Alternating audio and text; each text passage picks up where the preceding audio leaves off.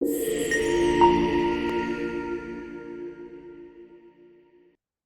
To एचटेक learning. आज का जो टॉपिक है वो हमारा रेस्ट पैरामीटर है। रेस्ट पैरामीटर टाइपस्क्रिप्ट में क्या होता है और ये कैसे वर्क करता है, ये हमने देखना है। तो रेस्ट पैरामीटर टाइपस्क्रिप्ट में हमें अलाउ करता है to pass an indefinite number of arguments as an array to a function.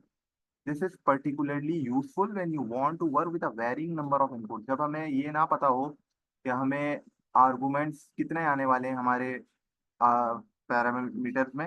इसी तरीके से जब हम आर्गुमेंट्स या दे रहे होते हैं, हमें ज़्यादा आर्गुमेंट पास करने हैं, एक से ज़्यादा या तो हम किस तरीके से पास कर सकते हैं। तो ये हम कोड के जरिए समझते हैं कि किस तरीके से बात हो रही है। तो फंक्शन हम एक बना लेते हैं इस तरीके से। ये आपको पता है कि फंक्शन बनाने के क्या तरीके कार है। फंक्शन का वर्ड लिखते हैं हम, फंक्शन का नाम लिख दिया ग्रीड, फिर हमने ब्रैकेट राउंड ब्रैकेट बना लिए एंड देन कर्ली ब्रैकेट।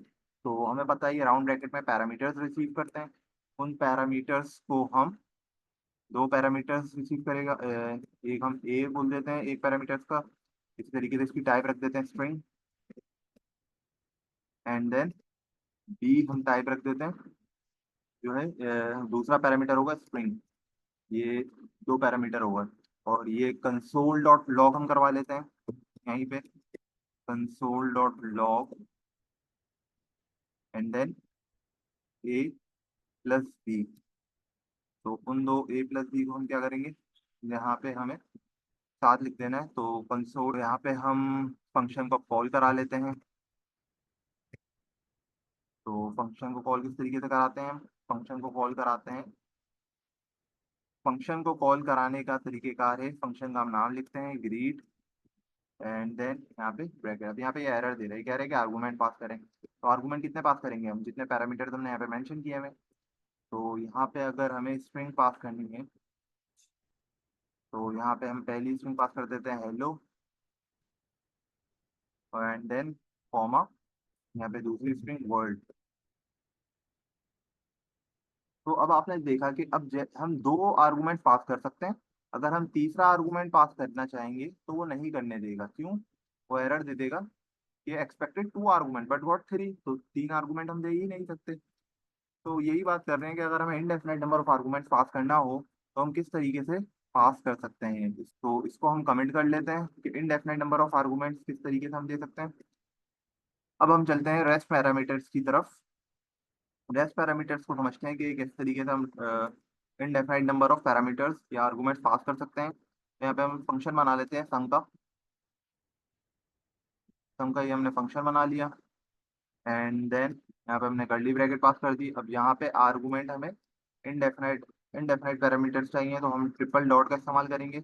और कुछ भी हम यहाँ पे नाम दे सकते हैं, नम नाम दे देते हैं हम या रेस्ट नाम दे देते हैं। तो ये हमारा रेस्ट पैरामीटर बन चुका है।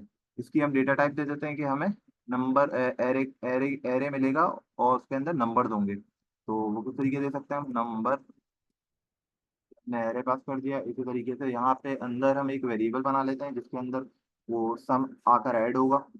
लेट टोटल, और उसकी डेटा टाइप हम दे देते हैं नंबर। यहाँ पे हमने सिर्फ इसको क्या कर लेना है, डिक्लेयर कर लिया और इनिशियलाइज कर दी कि टोटल की वैल्यू अभी कितनी है, जीरो है। तो इसी तरीके से अगर हमें इसके अंदर फॉर लूप चलाना पड़े तो फॉर लूप किस तरीके से हम चला सकते हैं, यहाँ पे हम चला देते हैं फॉर। अगर हमें सम कराना है तो फॉर लूप का इस्तेमाल करना पड़ेगा। हम रिड्यूस मेथड के तहत भी कर सकते हैं लेकिन रिड्यूस मेथड हमने पढ़ा नहीं है। तो हम रेस्ट पैरामीटर की मदद से देखते हैं कि फॉर लूप मेथड के तहत देखते हैं कि किस तरीके से हम इन नंबर्स को ऐड कर सकते हैं। हम एक वेरिएबल इनिशियलाइज करा लेते हैं let I equal to zero, जो उस एरे में एरे की लेंथ होगी। तो इंडेक्स आई लेस देन, इस तरीके से ये कंडीशन देनी होती है हमें, आई की जो लेस होगी वो। रेस्ट पैरामीटर क्या है हमारा, नम। ये एक एरे हमें रिटर्न करेगा। तो एरे रिटर्न करेगा तो उसके अंदर लेंथ होगी एक। तो इस नम डॉट लेंथ हम कर देते हैं, यहाँ पे हमने नम डॉट लेंथ कर दिया। इसी तरीके से हमें यहाँ पे इंक्रीमेंट करना होता है एक का, आई प्लस प्लस।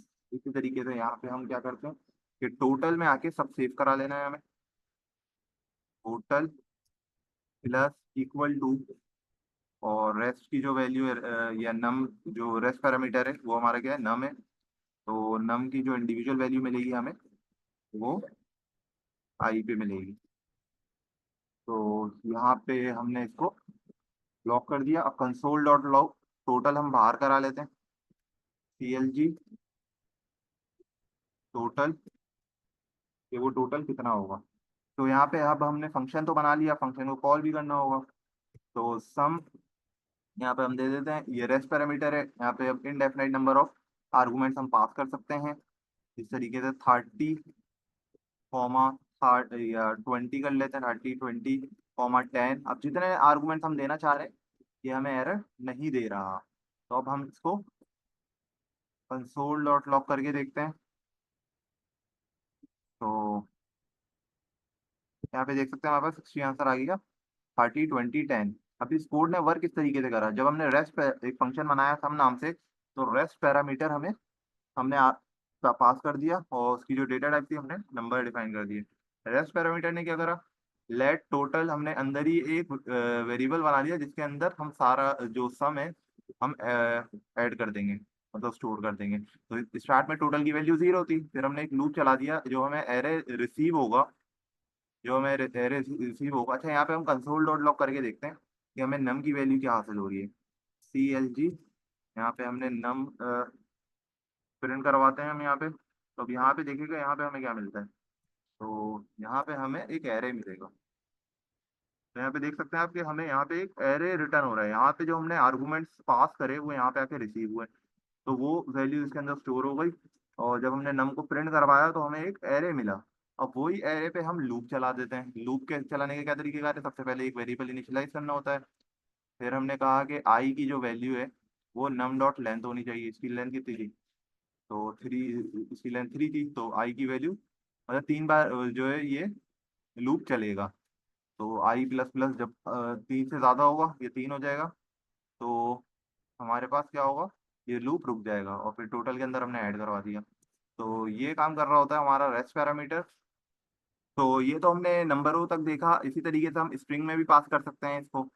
स्ट्रिंग में पास करने का क्या तरीकेकार होता है, वो हम देख लेते हैं कि यहाँ पे अगर हम फंक्शन बनाएं ग्रीड टर्म से, यहाँ पे अगर हम रेस्ट पैरामीटर बोल दें, यहाँ पे रेस्ट के ही नाम से हम बता दें, जो होगी वो हमें एक एरे मिलेगा स्ट्रिंग का, स्ट्रिंग। तो यहाँ पे हमने एरे पास कर दिया इसी तरीके से, कर्ली ब्रैकेट हमने बना लिया। अब यहाँ पे हम रिटर्न कर देते हैं, कंसोल डॉट लॉग करा लेते हैं नम को। कंसोल डॉट लॉग, यहाँ पे हमें एक एरे मिल जाएगा। कंसोल डॉट लॉग हमने यहाँ पे क्या करा दिया, रेस्ट को हमने कंसोल डॉट लॉग करा दिया। इसी तरीके से जब हम फंक्शन ग्रीट करेंगे, ग्रीट, यहाँ पे हम पहला आर्गुमेंट पास कर देंगे हाई, इसी तरीके से comma how, comma are you. तो इस तरीके से भी हम स्ट्रिंग में भी हम पास कर सकते हैं। इसको अगर हम प्रिंट करवाएं तो किस तरीके से करवाएंगे। तो ये आप देख रहे हैं कि हमें ये रेस्ट पैरामीटर हमें एक एरे रिटर्न करता है। तो ये था हमारे पास रेस्ट पैरामीटर टाइप स्क्रिप्ट में। रेस्ट पैरामीटर क्या कर रहा होता है, रेस्ट पैरामीटर हमें फंक्शन के अंदर इनडेफिनाइट नंबर ऑफ आर्गुमेंट पास करने दे रहा होता है, और जब वो हम पास कर देते हैं तो वो हमें एक एरे रिटर्न कर रहा होता है। So that's all from the today's lecture. Thank you. So